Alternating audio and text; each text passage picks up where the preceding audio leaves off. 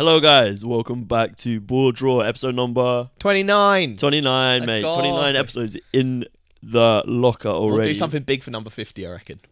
Number 50, mate. I mean, it might come soon with all the World Cup videos. Yeah, that's true. But before the World Cup, we have this game week to talk about. The penultimate some Prem little game. Predictions for the final game week before the Qatar World Cup kicks off. Yes. It was a game week. Yeah, apparently it was the highest scoring game week in the Prem ever. Yeah, I mean, if you had over 2.5 goals Accra on Premier League, you'd be laughing. Some big results, some great comebacks. Don't celebrate too hard though. Gabriel Jesus. Yeah, there's like a whole police now, isn't there? The celebration police. Yeah, and I mean, if Southampton, who sacked Hassan Hootel, get Nathan Jones in, he's the biggest celebration police ever. Yeah, just ask any QPR fan or any fan of the Championship. They'll let you know that for sure. That looks like a done deal, I think, because apparently Luton are looking at who's in charge of Bournemouth at the moment, the caretaker. Gary O'Neill. Yeah, apparently Luton are looking at him to replace Nathan Jones. So fair enough. What indeed? Yeah, well, let's get right into it though. Probably I wouldn't say maybe the game of the weekend, but probably the biggest game. I mean, there was a couple of giant versus giant games, but this one was the one that ended the game week, and especially with Liverpool being in the headlines at the moment for a topic that we'll get onto, we might as well start with Spurs versus Liverpool. We'll start where the game week ended. Bosh. Liverpool 2, Spurs 1. Well, I said this in my predictions. This could be the game. I said it will be the game that kickstarts Liverpool's season.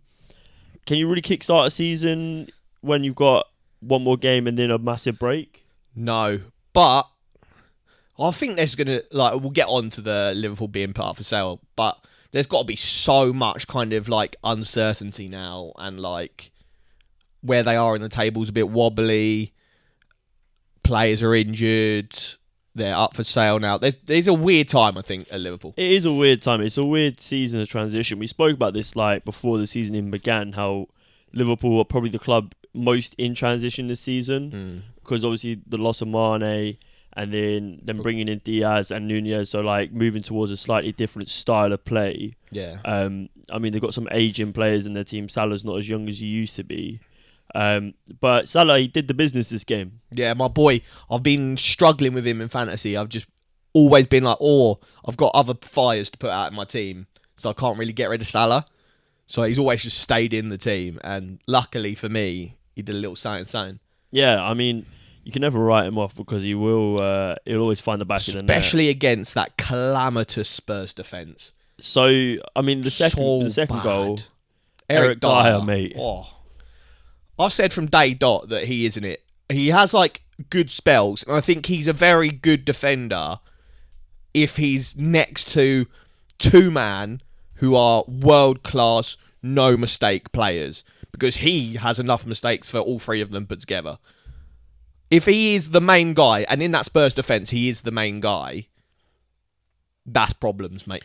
Yeah, I mean, and if you put it next to Harry Maguire for England, blood clot, that is so many problems. That was going to be my next point, is if you're Gareth Southgate and you watch that game, you've got to be questioning it. I mean, mate, that's got to be one or two howlers a game between them.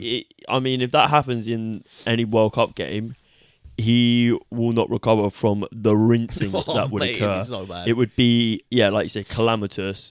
But yeah, I mean, Salah obviously sniffed out the chance. Yeah, and it's good. He finished it well. Clinical, yeah. Yeah, I mean, Spurs started poorly, and I don't really understand how they can continue to start poorly like this. No. And we spoke about this, and I'm not even going to use the word that I've used to describe Spurs every week. Talk about their style of football, because I think it's getting a bit dull now. But this surely isn't the way that Conte wants to play. I know he wants to play the game in spells where he wants his team to drop back and recover their energy and absorb the pressure, and then blow teams away then in 15-minute segments.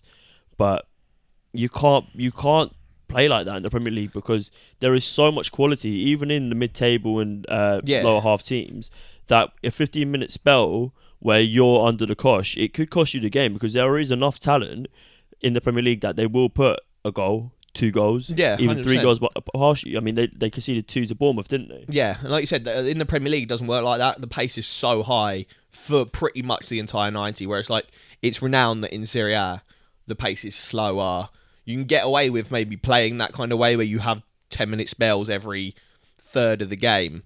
Whereas here, like you said, if you're not on it for minute 1 to minute 90, teams will be on you. And I'd rather my team start the game well and then dip in the second half, because if you get better in the second half, you've already given yourself a mountain to climb. Whereas, like, why don't they just come out, start well, and then just sit back and try and defend it, rather than defend nothing, concede, and then think, shit, I need to go score a couple of goals. It's now. almost a bit like a mentality thing, because Yeah. if you do go that goal behind, like you say, you got a mountain to climb.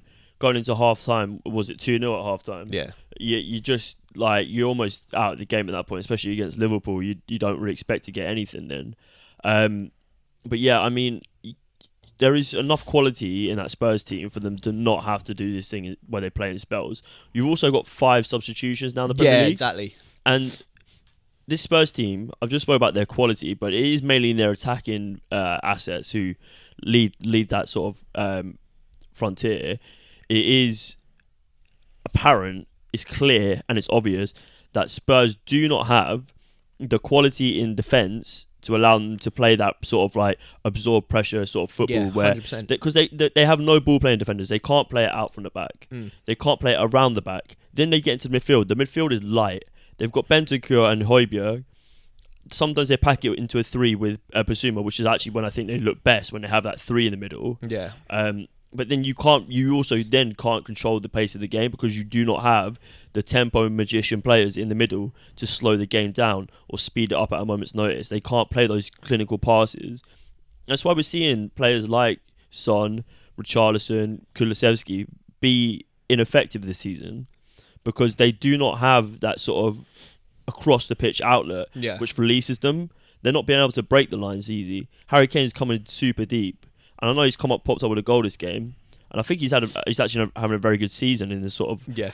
And Spurs aren't having a bad season; they're just playing abysmally. Like, it's horrific to watch. The playing style is awful, and I've seen it on multiple kind of football channels now, where they're like, Spurs fans are getting tired of it now. And there was boos at the game on Sunday because at half time, because obviously the first half performance was shit, and the Spurs fans had just come off the back of that Marseille game where, yes, it turned out to be a good night for them, but that first half against Marseille was arguably even worse than the Liverpool game. That was the worst first half of football I've seen from any team this season. And then they just came off the back of a first half against Bournemouth, which was a shocker. Yes, they went and got that back, but Spurs fans are literally going into every game at the moment knowing for the first 45 minutes They're not going to. they might as well not even turn up. Yeah. Because their team are just sitting back, passing around the back, make a mistake, and conceding stupid goals. And that's down to Antonio Conte for me. It's got to come down to the manager. Yeah. I mean, they've brought in, like, they've got all these attacking wide defenders, the likes of Perisic, Sessegnon, Emerson Royale. Boo, he's a bit shit. Jed Spence, he's not even had a sniff, really. No.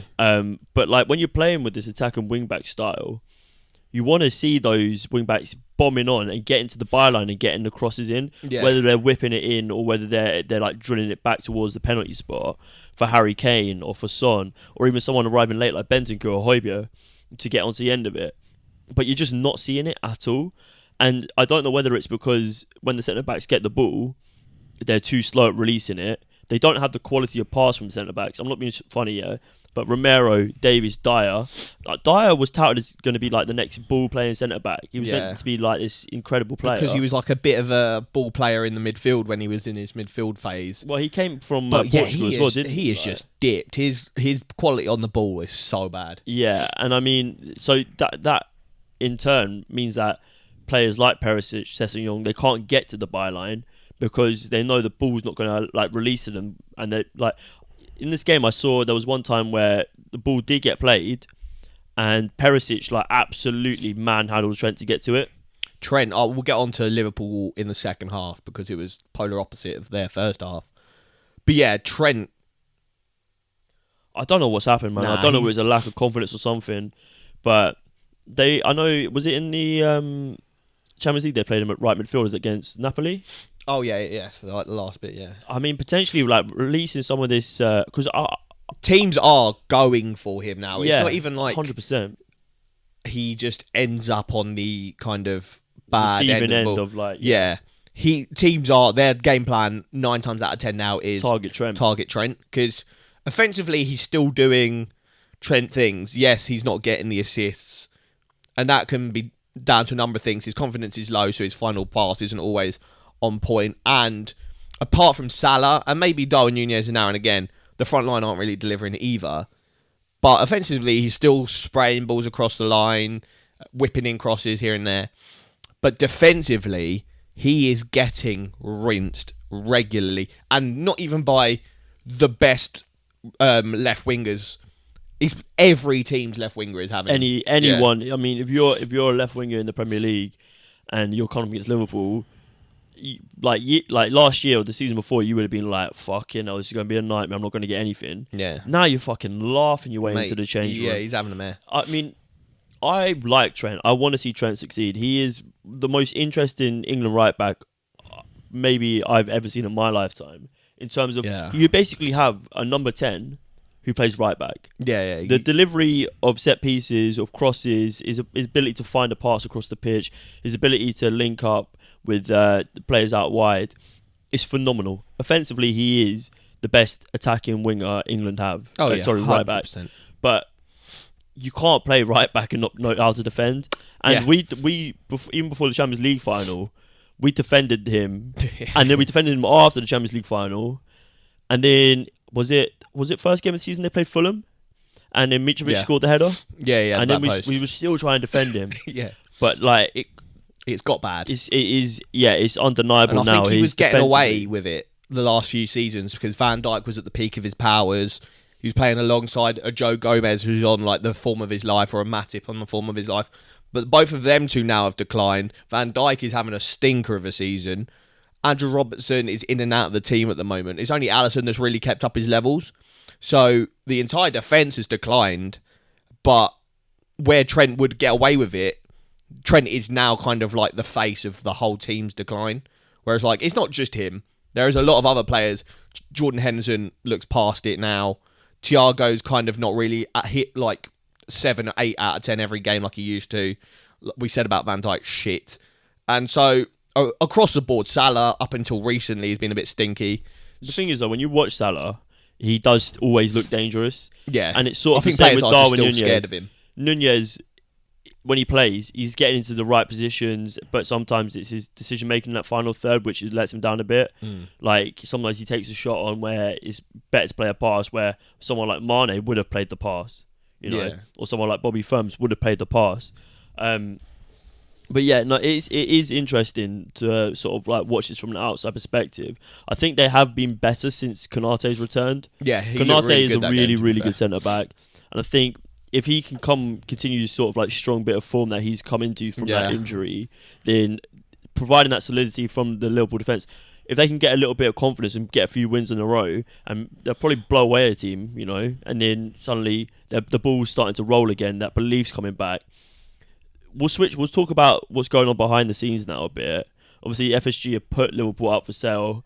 Is it a valuation of 3 billion? 4 billion. 4. Yeah, and they've had a couple of offers at the time of recording, so it's Tuesday night.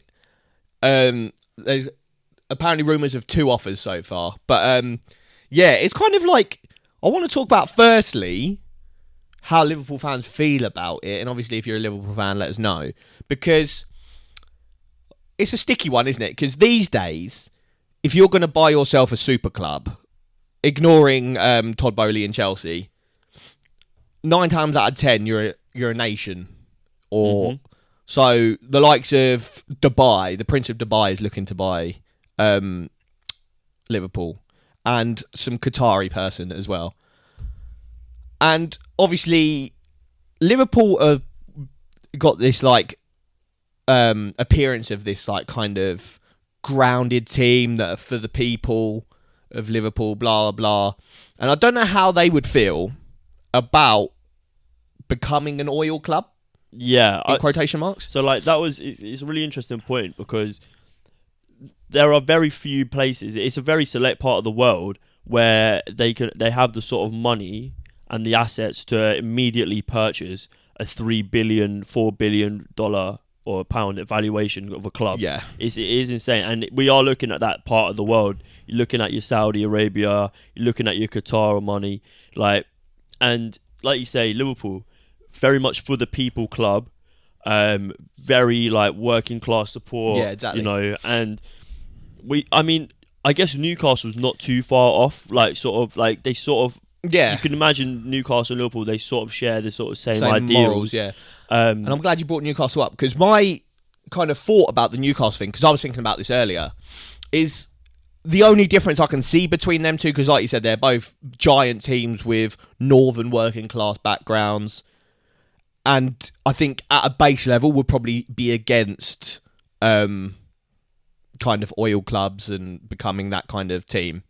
But what I think is different for Newcastle is that they've been they've had no success whatsoever, and had probably England's worst owner for God knows how long. Mike Ashley was in ownership of Newcastle. Yeah, we could do a whole video about Mike Ashley, because to be honest, for all the hate he got, he did actually consolidate them as a club for a long time. Yeah, he kind of got them to a level and then just let them stagnate for so long. And then he was receiving investment on his investment, his investment. But so I think that's the difference between Newcastle and Liverpool, is that Liverpool were in the Champions League final 4 or 5 months ago. I mean, they've seen a lot of success. They've won the Premier under League FSG. in a couple of weeks, a couple of years ago. They won the Champions League a couple of years ago. So it's not like their owners are the epitome of a nightmare owner. I mean, it's not like the owners weren't afraid to spend money. They literally bought the most expensive goalkeeper in the world. They brought in players like Van Dijk. They brought in players like Darwin Nunez. Yeah, exactly. So Salah, he must be on like $600,000 a week now. Yeah, they literally have spent the money. Yeah. They've seen success out of it. And obviously this is the first season where we're sort of seeing a little bit of falter. And I don't know whether it is because of behind the scenes sort of things going on, but we'll probably never ever know that. Yeah. But it's just I'm intrigued as to what Liverpool fans would think, because they've had success, and so becoming an oil club and getting unlimited money, is that something they want, or would they rather someone come in and buy their club that's not oil club money, and maybe their success diminishes slightly, but they don't have this status of an oil club? So I'm intrigued as to where they are. I think if you look at it that way, obviously the ideal situation is that someone who isn't from that sort of oil background buys the club. And we say oil background, but obviously the money comes from all different aspects. Yeah, there's equally as bad. You could be like term. Roman Abramovich and it's the same thing. PSG, Newcastle, Man City owners, that is a generic term. Yeah, just owned by a state rich from or oil. A company. Yeah, rather than a business. Obviously, the ideal situation is that someone who's either locals Liverpool hero, or just English based, probably just comes in, buys the club, and they see the same level of success. Yeah, and understands what that club's about. That's not going to happen, because you look at the teams. Look at Man City. Yeah, I'm not saying that they've won the league through money, but the club turned around when the money came in. You see, 100%. Apparently now they're the second biggest commercial club in the world, which is crazy. But I don't know how much of that is true. 10 years ago, I can imagine there's a lot of number fudging going. Oh yeah, they're like the number fudge club, aren't they? But and then so if Liverpool do want to potentially compete at the top level with clubs like PSG and Man City for the foreseeable future, potentially this isn't the worst thing ever. No, because they will have, especially because that money. They are currently, as much as we've praised FSG for not being a bad owner, they are getting carried by Jurgen Klopp. Jurgen Klopp is the mastermind behind Liverpool's return to the big time, and Jurgen Klopp's not going to be there forever. I'll give him maybe 2 more years. Well, I think it depends on how this season goes. And even a new owner might do what Tobolli did. That's why Tobolli's come in off the back of Tuchel winning the Champions League. Yes, he's had a wobbly start in the Prem and Champions League. Lost to Zagreb and then bang. Bosch gone, Champions League winning Thomas Tuchel. All the fans love Thomas Tuchel, and Thomas Tuchel loved Chelsea. And so it could be a similar thing where a new owner comes in and immediately hits it off wrong with Jurgen Klopp, who is a bit of a feisty character and probably not the easiest on to get along with. But there are a few worse decisions you could actually make, not just in football, but in life, than sacking Jurgen Klopp. Yeah. Sacking Jurgen Klopp, I don't care. Unless Liverpool get relegated, you do not sack that man. You know what billionaires are like, though? They got big heads. And big heads. So they might come in, hit it off wrong with Jurgen, and be like, Bosh, you're done. And so you've got to kind of weigh up the pros and cons of it all, obviously. And one person that wanted to come into it is Mukesh Ambani, who's an Indian businessman. Apparently he put in bids for Liverpool in 2017, 2018, 2021, and they all got rejected by FSG. But he came in today with a new offer, which is being considered, and apparently he's been like a Liverpool fan since day one, blah blah. So that's the kind of thing you want, is like someone that's put in bids, has kind of watched you from afar and kind of appreciate what you're doing, and won't make too many wide scale changes. Because I think where it's gone wrong for Chelsea, and not so wrong now, I think the Graham Potter thing will work out in the long term if they give him time. But where it's gone wrong for Chelsea at the moment is there's too many wide scale changes. Getting rid of that Marina, the contract lady, getting rid of Petr Cech as sporting director, getting rid of Thomas Tuchel, changing the academy setup. All of that in one go was too much. And so you want someone progressive, doesn't it? Yeah, you need someone that's got a bit more of a footballing brain to come in at Liverpool. Great. Is my opinion. Well, let us know what you think about Liverpool. Let us know if you want us to buy Liverpool. Yeah, let us know. Yeah, we'll start going from me. Come on. Little kickstart for Liverpool. But yeah, let us know what you think down below. We're going to take a little break, and then we'll be back to talk about another Clash of the Titans. Mighty arse. Right. We just spoke about Chelsea. Let's talk about how they got on. Let's talk about how they Sunday. absolutely got slapped about their home turf. Yeah. I've seen people say that Arsenal's home ground is the Emirates Stadium and our training ground is Stamford Bridge. I like that.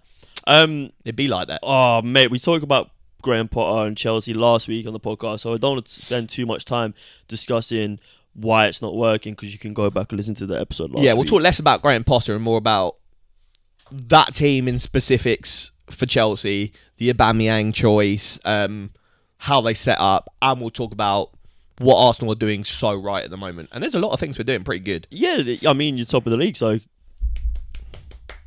I mean, we're still not going to talk about Graham Potter too much, but just one question. Is he out of his depth? I think it's not an easy situation, because I tweeted... so there was a discussion I saw on Twitter, and I'm normally on Twitter on the BoreDraw account, just chatting shit all the time, because it's the BoreDraw account. I haven't got my face on it. Well, I do, but... What, you're like one click away from someone doxing you. And a Chelsea fan was like... something about Graham Potter, and saying that, yes, it's a long-term project, and I'm happy to give Graham Potter time, but as Chelsea fans, we expect better right now. And I was like, that's kind of a yes and no answer, because you're going to be patient, but we want now.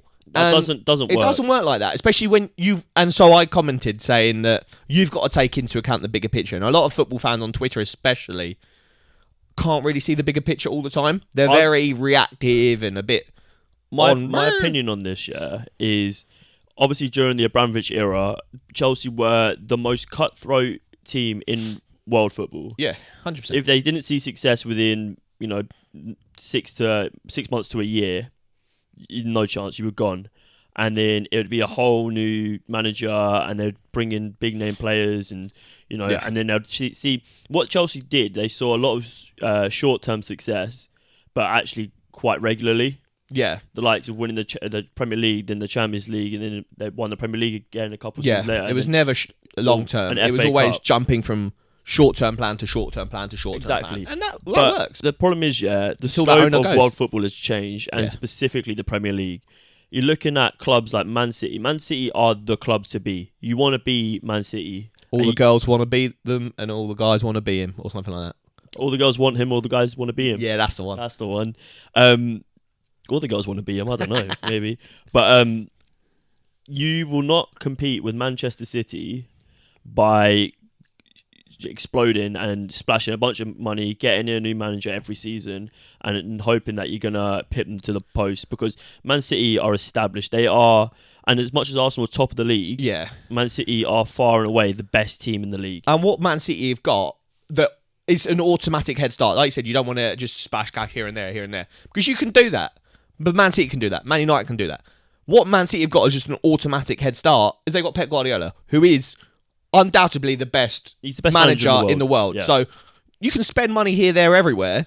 They're already at a head start because they've got the best manager in the world.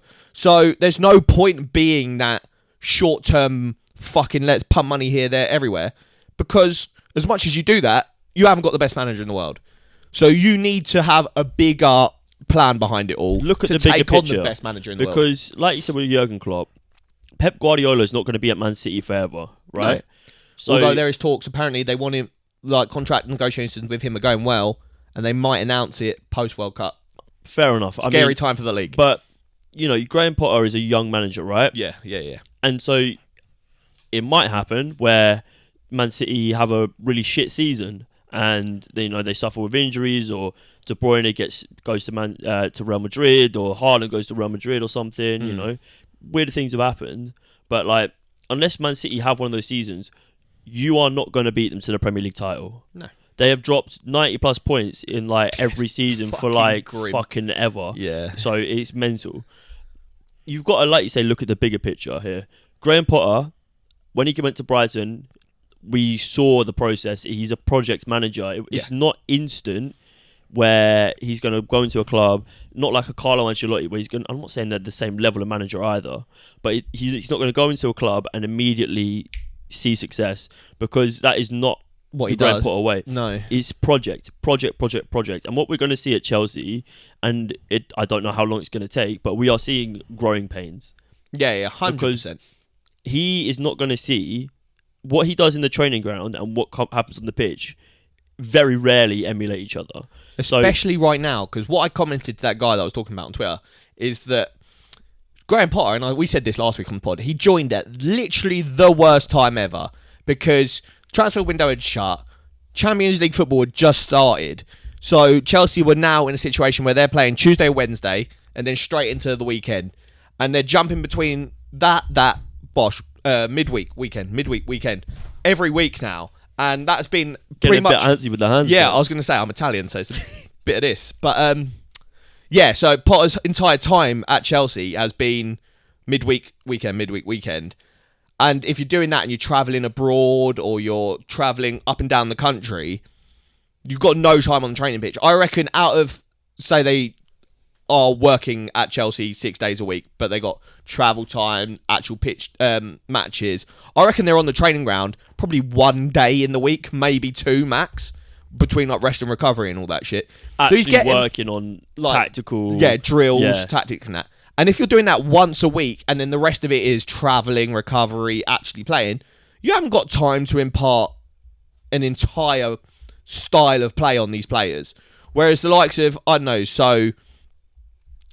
a fucking... Like Crystal Palace, Patrick Vieira, he gets the entire week up until the weekend to impart his style of play. And that's nice. It gives them 3 or 4 days of learning. Whereas Graham Potter, at this moment in time, has got 1 day a week. So he's already in the worst situation because of when he arrived at Chelsea. Which is why we said last week, if this was Todd Bowley's plan from day one, get him in before the summer starts. Fucking take the bullet, sack Tuchel, cause an absolute media storm, because at that point Tuchel done nothing wrong, so it'd be even weirder to sack him. So maybe Todd Bowley was just like chomping at the bit, waiting for Tuchel to cock up so he could sack him. But yeah, get Potter in early, make it known that this is your plan, and give Potter the time to work with the players he wants, get in the right players, get out the wrong players. But now Potter is literally in a situation now where he's got like 1 day a week to teach his players how he wants to play. That's not working. Long story short, the World Cup will be good for Chelsea, because that is a month of solid training time for all the Chelsea players that aren't going to the World Cup. So it's looking sticky for Chelsea, and it is probably going to be a sticky season. In my opinion, Chelsea don't get top 4 at all, anything. and I think they'll be lucky to get top 6. But yeah, it will get better with time. Potter's just dropped in at the wrong time. I think, you need to, if you're a Chelsea fan, Hold on. right off the season, Yeah. look for the positives, because at the minute there are none. The only positive is you do have a good manager. You have a good manager, and you've got an owner who we've seen is willing to invest. So we just got to hope, I say we, fuck Chelsea. But if you're a Chelsea fan, you just got to hope that Todd Bowley has enough patience and enough forethought to give Graham Potter the time and give him the power to bring in the players that he actually wants. Because we've seen it with Brighton. He's brought in players like Pascal Grosch, players like Trossard, and even players like Danny Welbeck, who've been written off and now an integral part of the team. Yeah. So you really need to give this man the time, because you 100%. will reap the rewards from it. Yeah, I think Todd Bowley is willing to give him the time, because Todd Bowley wouldn't have sat Tuchel otherwise, because that was such a big controversy around Chelsea, and to do that as a new owner that's only been there a couple of months, he must have fully wanted Potter from day one, and then immediately believed in his plan when he had the meeting with Potter. And so I think Todd Bowley will give him the time.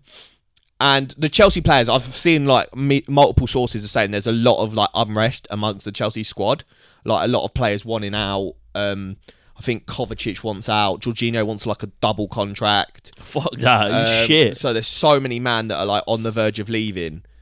So I think it is a long-term rebuild, and it'll be like Arsenal. We're 2 or 3 years into this Arsenal project now before we're starting to see what Arteta is at the top level. And I think Chelsea are going to be the same. They're going to need to give Potter 2 or 3 years, and I think Bowley will do that.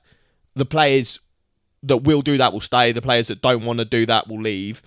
It's the Chelsea fans. You need to take a look at yourselves. 100%. I know you've had a lot of success recently. And it's been sporadic, but it's been quick. And it's been juicy. Because I've, as an Arsenal fan, been very jealous many a time. He's a hungry lad. I'm hungry. He's thirsty for success.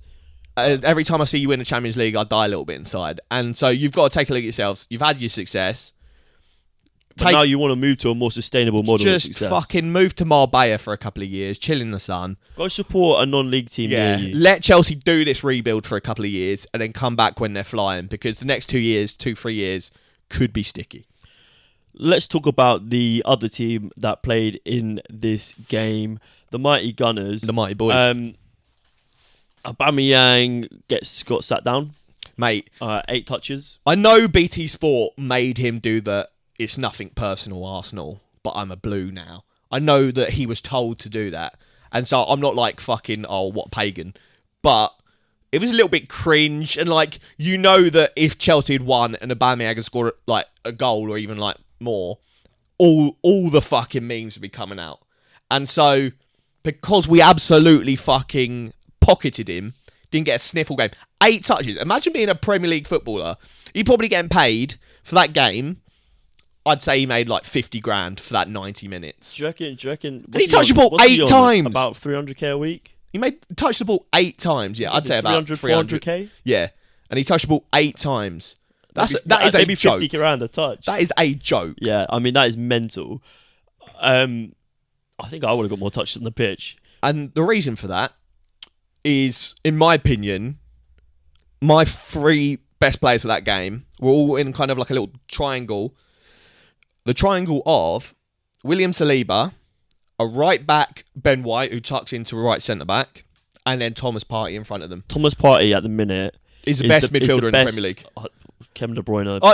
Not going for not he's the best holding midfielder. In the Premier League. Holding midfielder, 100%, without a doubt. I know there's a lot of Rodri discussion, but I think what Partey does is Partey is more influential in a game than Rodri. Rodri allows players like De Bruyne the freedom to play the way he does, but Partey is integral to the system that Arsenal play. Partey is a different breed. Yeah, he literally does 2 or 3 man job by himself. He does what makes it look easy.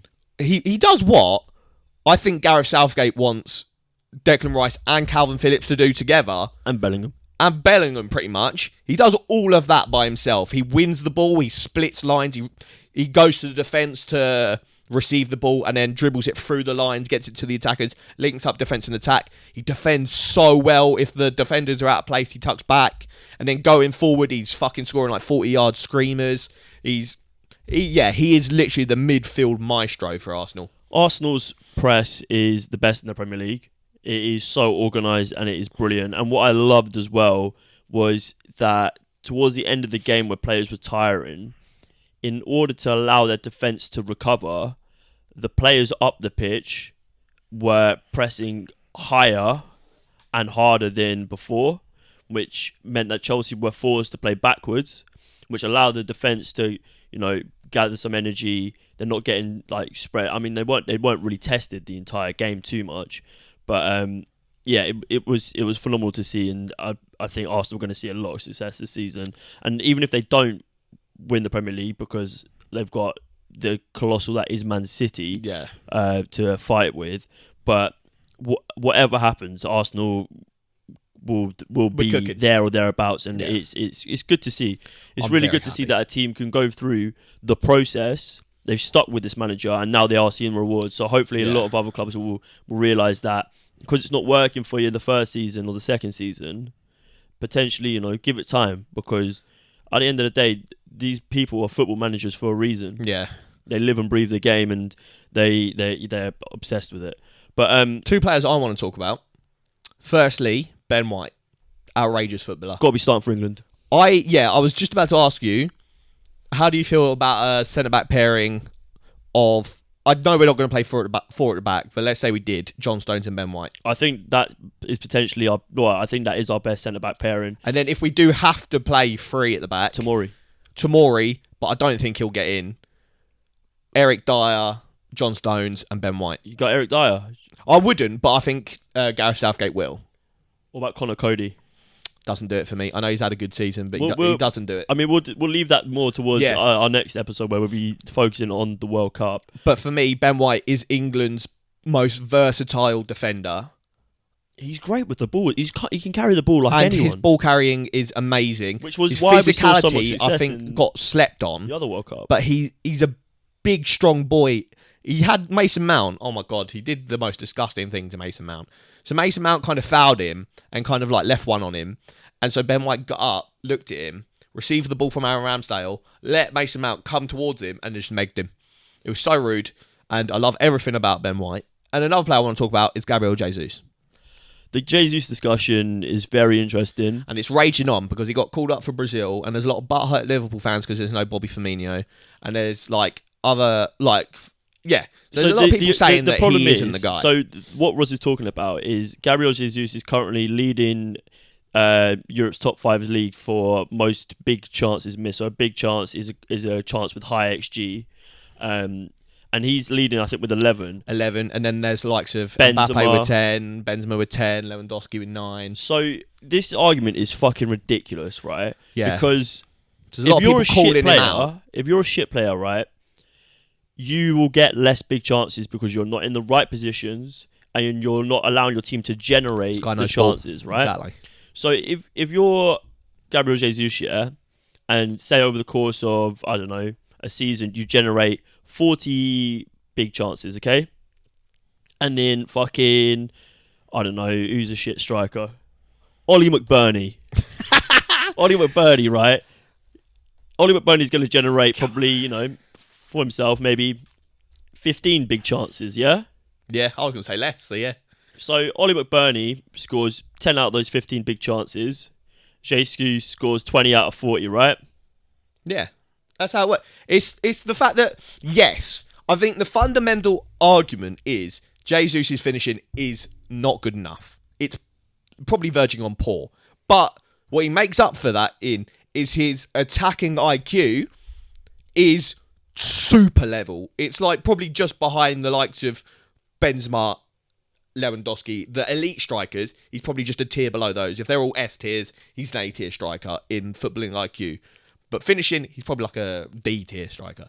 But like you said, if you've got you'd always want a player with better IQ than a player with shitter IQ that scores a couple more because his finishing's better. Because football IQ you can't really teach. You can be in and around it and kind of learn the place you need to get to. But it's all instinctive.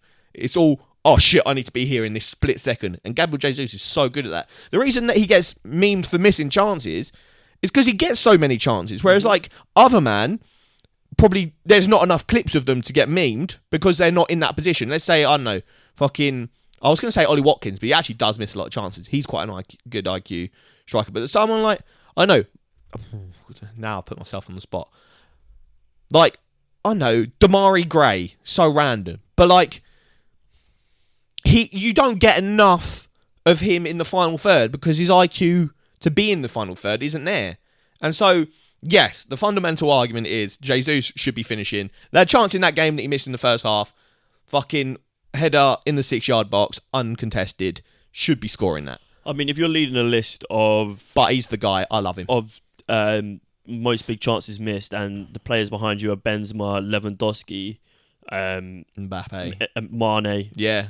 You're in good company. I mean, like, you look at that list, why the fuck is Mbappe not getting memed for fucking missing 10 big chances? He's missed like one less. Exactly. And it makes absolutely no sense. It's a ridiculous argument. Yeah. And what Jesus brings to the team is so much more valuable than the fact... like, exactly that. I'd happily him not hit 10 goals this season if he just continues to do what he does, pressing and linking it up. He's on 5 goals, 5 assists anyway. So it's not even like, oh yeah, he could be on 10 goals and nobody would be talking about it. 10 goals, 0 assists. And nobody would be Harry saying... Kane. Yeah, he'd be like, nobody would even bat an eyelid and be like, oh, his finishing's good. He's doing what strikers should do. But he's doing 5 goals, 5 assists, and everyone's like, oh, fuck me, this is the end of the world. Like, the best players in the world, right?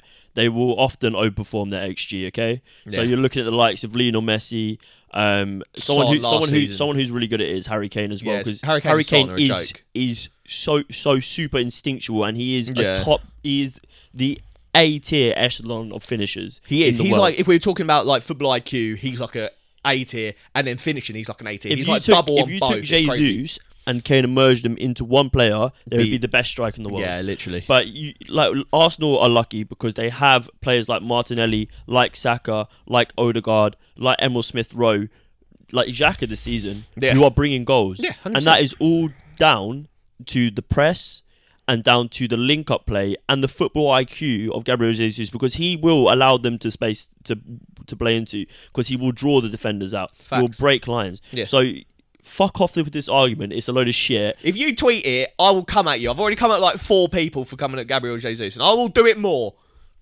Speaking of more, we're going to take a little break. And then we'll back for more. And we'll be back with predictions. For more. Back for more with predictions. Yeah, boy.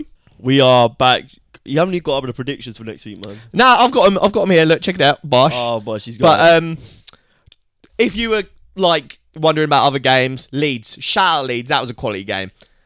Gabriel Bunglahor, that just fuck off your opinions, man. Imagine complaining about people celebrating, after they've come back from 2-0 down in like the 86th minute in front of their own fans. Leeds got a very techie little Italian up top, that Wilfred Gnotto. Yeah, I love him. What a boy. Fair, and so Man City, dodgy penalty, don't like that to win the game. Fair play to Cancelo, also, what you doing, mate? Yeah, fuck me up on fantasy. So lucky as well. I was texting you. Did I text you about how I had Erling Haaland captain, Cancelo vice captain, and then Haaland didn't start, and I was like, fuck, my vice captain's Cancelo, I'm gonna get double red card points. Naughty. And then shout out Don Unai for catching a dub against Man United. We both predicted that Man United would struggle. We did. And they struggled harder than I expected. Yeah, it was a good start from Don Unai and his Aston Villa team. Oh, and also a good late winner for Crystal Palace against West Ham. Shout out HLTCO. Michael Elise, what a player. Yeah, that interview as well. Banging interview. Yeah. Wolf Zaha doing bits as well. Yeah. Just as I got him out of fantasy. Yeah, I kept him in this week. I was going to get him out for Trossard. Right. Prediction time. Kicking off the week. I need to have a good one because I am flagging behind you on the odds. What are you on? 75? 75 and 92. 92. It's not looking good, bruv. Shout out. Right. Man City versus Brentford at the Etihad, kicking it off. 12:30 kickoff on Saturday. Brentford are on a sticky run of form at the moment. It's a slippery slope. And it is. And they're playing... The weird thing is, because this is the last game before Qatar... Players might get rested. I don't know how players are going to approach it. Obviously, on paper, Man City slapped them, especially in the current run of form. Man City's B team slapped them. But And Haaland he's not going to the World Cup, so technically he's going to play. He could actually play this game, and I'll fucking. But you're looking at the likes of Kevin De Bruyne. You're looking at the likes Cancelo. of Rodri. Well, Cancelo can't even play. Yeah. Tactical red card. That's why. But yeah, you're looking at the likes of Johnny Stones. Yeah. So Phil Foden. Ooh. Yeah, Rodri. All them, man. Jackie Grealish. Ooh. Yeah, I mean 4-0 Brentford. That's locked in, guys. Imagine they slap Man United 4-0 and then Man City. I'm going to go 4-0 Man City. Going 4-0? 3-0. Oh, I was going to say 3-0. I'm going to go 3-0 Man City. 3-0 wrap that one up. Bournemouth versus Everton. At the beginning of the season, I would have said this would be the stinkiest fixture ever. That's quite a good one, then. But I'm quite excited for this. They're playing each other tonight as well in the EFL Cup. That's weird, isn't it? They got the double over each other. That could make it spicy. You can only take so much from the EFL. Yeah, I can imagine it'll be like. But it is the third round, so you get through this. You're looking. You're looking pretty good. But yeah, it's weird that they're playing each other twice in a week. World's a weird place. I think Bournemouth are overperforming. I think Everton are performing. Yeah, they've had a couple of stinky ones. I thought they were going to put up a better fight against Leicester. To get smashed 2-0 at home at Goodison Park, not really good enough. I think Leicester looked good, though. Leicester, I think, on the up. And we'll get on to Leicester. I think I'm glad they stuck with Brendan Rodgers. James Maddison, absolutely flying. Sometimes, and I think the theme of this episode is stick with your manager. Manager knows best. Through thick and thin. And next game, the manager hasn't been stuck with. But we'll get on to that. I think it's going to be a 1-1 draw. We've just done a whole episode and not talked about Hasenhüttl. Mad. To be fair, I actually don't care. Neither do I. I actually quite like Hasenhüttl. Yeah, I liked him. But okay, long story short, we both like Hasenhüttl. And I actually tweeted from the BoreDraw account, as I do many a time. I think Hasenhüttl was shagged a little bit because the recruitment wasn't really good enough and the team wasn't ever really like any higher than just above relegation quality. And I think he was doing better with that squad than most other managers. I think his reputation also got tarnished by the 9-0. The 9-0 stuck him. Yeah, so and I can't remember who it was who said this, but someone I was listening to said if their scorelines had been like a 7-0 and a 10-0, then it would have been like probably it's because they were both 9-0. Like you're just thinking like it's mental, But Bournemouth Everton, give me a prediction. 1-1. 1-1. I'm gonna go for a 2-2 draw. I'm gonna say Bournemouth continue their trend of scoring 2 goals a game and bottling it. Yeah. Liverpool versus Southampton against newly sacked Ralph Hasenhüttl's side. I'm captaining Salah this week, if you're wondering. Oh, no Haaland. No, I'm going with Salah. Oh, mental. I'm going Salah against a managerless Southampton, and I reckon Liverpool do them 4-1. Oh, you got to go bold, go for the 9-0. I'm always going for Liverpool and Spurs to concede, by the way, because both of their defences are rubbish. What do you say, 4-1? 4-1. Yeah, I'm going to go for 4-0. Very Konate, nice. Bring me my points, baby. Come on. Nottingham Forest versus Palace. I'll just kick this one off. Yeah, hit me. I fancy Palace. And I'm going to go for a semi-decent result of a 2-0 win. I think Nottingham Forest looked okay in their last game. I think they got shagged a little bit. It was like a last-minute dodgy VAR situation. I think the ref wasn't... The refs have been so bad this season. I agree. Palace win. I'm going to go... What do you say? 2-0? Mm-hmm. I'm going to go 2-1. 2. Palace. Right. Another game following that one. Funny how football works, isn't it? We got Spurs versus Leeds. Leeds after a great comeback against Bournemouth. Spurs. Stinky Spurs. What have you got on this one, Roz? I think there's goals in this game. I think Spurs, surely, they must have got pelters from every direction about how they're starting games. So I reckon, I don't know why I reckon they'll come out fast, because past evidence would show they absolutely won't. But I think they will. In the building, fast and furious. Yeah, I think they'll come out fast. Kulusevski's back, and he looked really good in his like quarter of an hour cameo against Liverpool. It was probably longer than quarter of an hour. Yeah, he looked really good, and I think he'll cause Leeds a lot of problems. But if Leeds play with Nonto, with Crescencio Somerville, I think they'll also cause Spurs some problems. I'm going to go 3-2 to Spurs. Ooh, Leeds on the wrong end of a 3-2 this week. I'm going to go for a 2-0 to Spurs. I didn't back them last week, and I was right. I backed them pretty much every week so far. And I'm bucking the trend. I'm going back to back in them. I'm feeling it. But like you say, with the World Cup and stuff, players like Harry Kane, who knows? But yeah, 2-0 to the Spursmen. Spursmen. A very interesting game, actually. Yeah, West Ham versus Leicester. West Ham, who not in a good place right now. Yeah, are very much underperforming, in my opinion. I'm seeing shouts for David Moyes out. Yeah, that's stick with your manager. Come on. Yeah, 100%. David Moyes, he knows what he's doing. But yeah, I fancy. Obviously, Leicester have done very well recently, and they're definitely on the up. I fancy a bit of a wobble here for them, though. Potentially the World Cup thing, Tielemans, maybe Maddison, who knows? But yeah, I'm fancying West Ham to sort of bounce back a little bit. I'm going to go for a 1-0 West Ham win. 1-0 West Ham. Oh, no, I think Leicester get on the score sheet. I'm going to go for a 2-2 draw. 2-2 draw, very interesting. Not a ball draw. No. Newcastle. Many ball draws these days. Flying. Newcastle, flying high. Eddie Howe. Newcastle slapping, man. I'm loving this. I'm loving same. watching Newcastle at the minute. And all power to him. All power to Amaron. Yeah, mate. I hope he wins Premier League Player of the Month. He's got to, surely. He's got to, yeah. He's on like 7 in 7 now, I think. Unbelievable. St. Maximan also recorded an assist later he's on, back on is it, and good. then Bruno Grace back, like doing his thing. So Oh, good. come on, you are! It's 1-0, mate. 2-0, 2 minutes in. Let's go, I just feel QPR. you stink. I don't even know what the other scores are in the EFL. Mate, To we be fair, it's started just with a kicked off. Doma, and the Doma's like not even started a game this season. Mental. Newcastle versus Chelsea. What are you Yes. predicting? Newcastle going to slap them up, mate. I think it's a Newcastle dub as well.